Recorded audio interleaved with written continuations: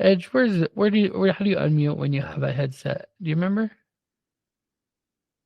Or Mark? Yeah, my headset has its own mute button. It has a mute on it, yeah. Yeah. Try pressing the space bar. I think the space bar plus D, or maybe it's Control D. I think it's Command D on a Mac, and it lets you unmute to talk. It did something. Control D. Very there good. you go. See, I'm the keyboard queen. I don't like doing anything with my mouse. Mastermind. Teamwork. And I do not have a Mac, so there you go. Well, sorry about that, but you got it. Yay. That's so weird. So Marshall Process Service, I don't know who that would be. It said, can Dawn talk about bail bondsmen? I cannot, because we do not have bail bondsmen in Oregon.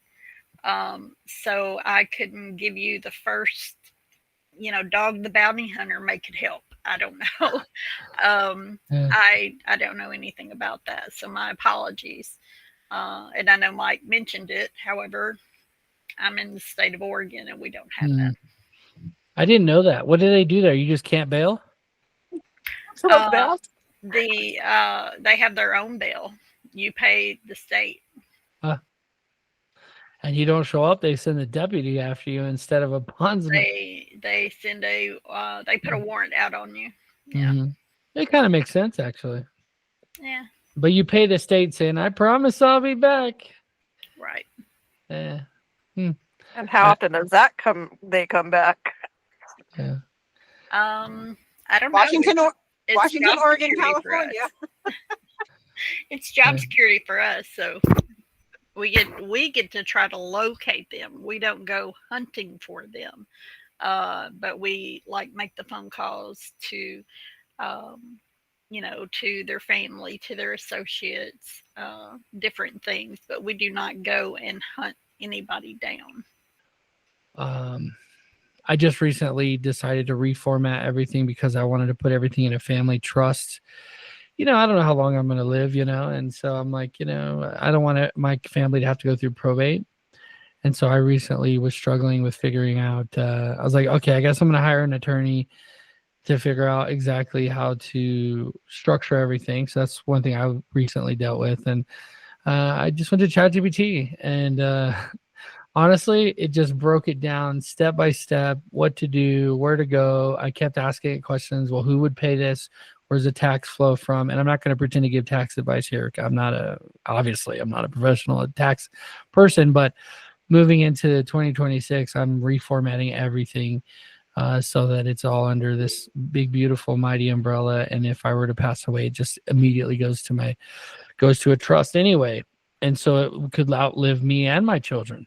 And we're in the process of doing that as well. So, but we didn't have to hire an attorney. It's through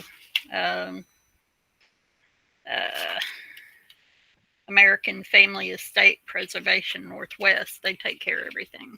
So yeah, if you have an attorney. Yeah, if you set it up properly, you can really have the security. But the one thing that I learned from the process though is the tax part of it. That I was really like, I always just dread paying, I dread it. And then it comes around and I'm like, okay, you file an extension. I don't want to deal with it. And then you end up paying more when you file an extension. But what I learned from it is like the pass through of LLCs and then paying yourself as a corporation. I was just like, wow, that's crazy that if you pay yourself from different companies multiple times, it gets all a tax write-off, but yet you're getting the money as an employee and that's a tax write-off. And I'm just like, wow, like this, once you start really diving into it, there's some pretty cool stuff. I'm happy to share that. I don't want to make it public, but I'm happy to share it one-on-one with anybody who's interested as I go through the process. Each one has to have its own EIN number. It's costing me a couple $1,000 to do it. But after I'm done with it, I'll have the security and also protection. Anyone could sue one part of the company and they're not going to, and if for some reason they won because they can prove damages or something like that, they could never touch the other parts of the businesses. So, which is pretty cool. Do not state a sole proprietor. Absolutely, yeah, yeah. Sole proprietor is like, hey, I own nothing, so it's okay. This is what I always hear, but I'm like, do your parents own anything?